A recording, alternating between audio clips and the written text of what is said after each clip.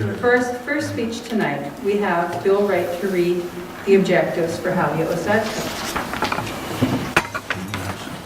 Madam Toastmaster, Halia is speaking from the special occasion speeches, and it's speech number 2, speaking in praise.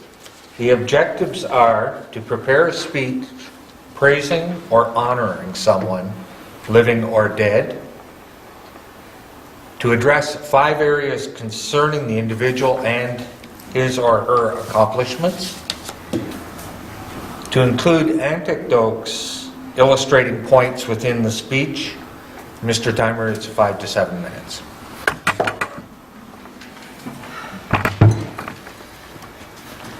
Halia Osadka has been a member of Toastmasters for 2.5 years. She recently retired from teaching, active in Canada theatre on and off stage. She likes to undress the actors of it. She is planning a trip. It's a job we do. How do you get the job? She's planning a trip to Costa Rica in February to see the rainforest. The speech title is Speaking in Promise of her deceased mother. Title, oh, thank you, Mama.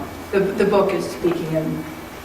They're speaking in praise. Speaking in praise. See, it looks like promise here.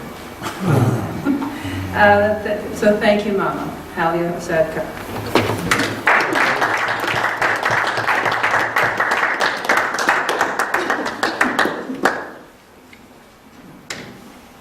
Oh, we lost our word here. I don't think we need to.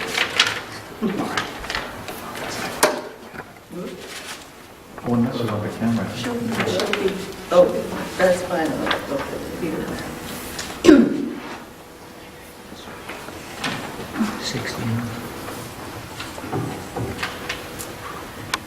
Madam Toastmaster, fellow Toastmasters, next month, my mother would have turned 100 years old.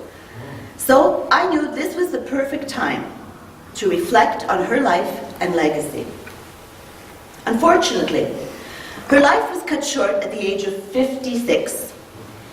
Yes, at the age of 56, she battled cancer for 7 months, but lost the battle. I was only 19 at the time and an only child. Children who have no brothers or sisters tend to be very close to their parents and form a very special bond. How lucky I was to have had such a wonderful mother in my life. You ask, what made her so special? Allow me to share some memories.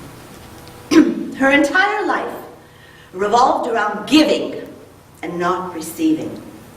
Not giving materialistically, no, but giving love, time, support, attention, and encouragement.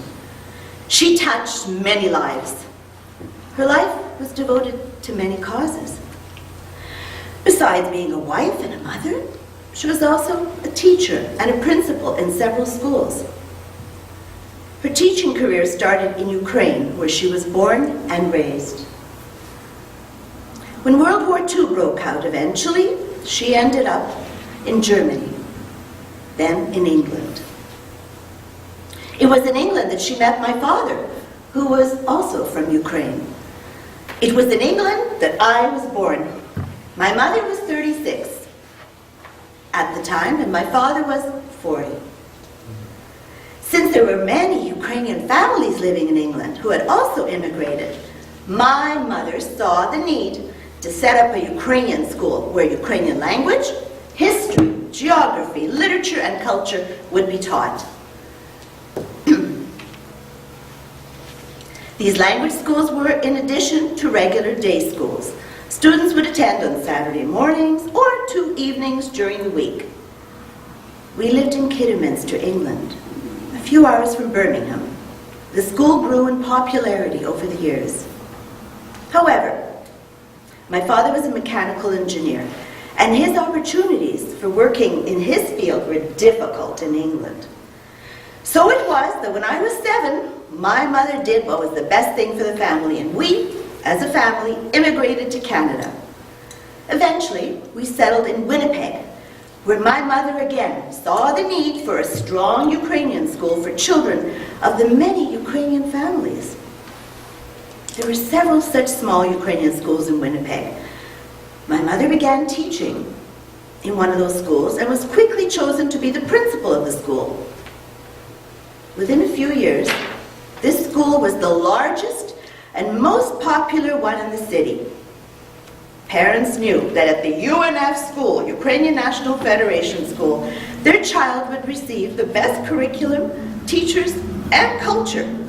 The school put on many plays and concerts where the students would act, sing, dance, and play instruments. The school had students from kindergarten to high school. Also, my mother found the time to be the president of the Ukrainian Women's Organization. This was a charitable organization which hosted events with speakers, put on teas and bazaars, all of which were so popular in those days. She was involved in other clubs and organizations besides this. How she found the time to keep a tidy home, be an incredible gardener, her flowers were admired by many, entertain, and cook everything from scratch, I do not know. Her culinary skills were admired by all who tasted her excellent baking, soups, appetizers, and homemade delicious meals.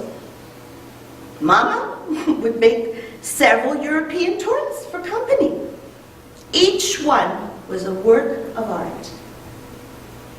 I would sneak into the cold storage room, cut a small piece of the torte, or take several big gobs of the scrumptious butter icing from the beautifully decorated desserts.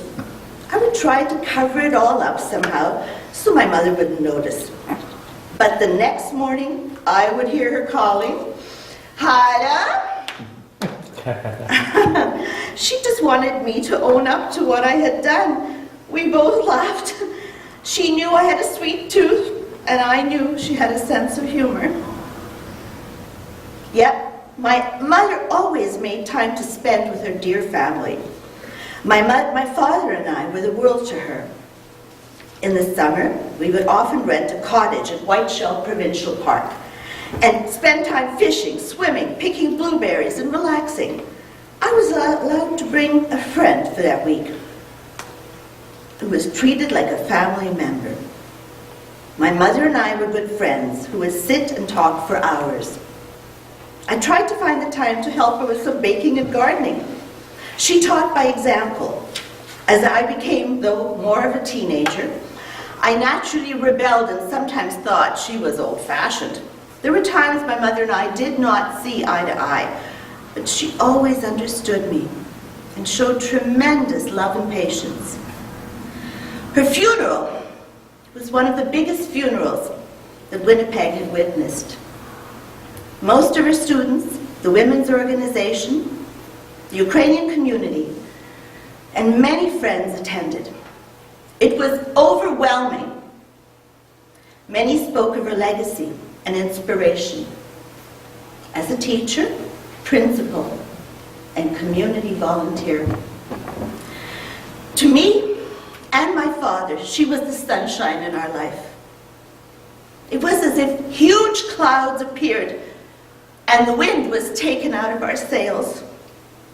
Life would never be the same without my incredible mother. Since I had no brothers or sisters, it was that much more difficult. My mother did not have the chance to see her only child graduate from university, get married, or meet her two grandchildren. She did not see that her daughter ended up following in her footsteps by becoming a teacher. She was my inspiration. I now know that my mother has been watching over me and somehow is always with me. Thank you, Mama. I love you.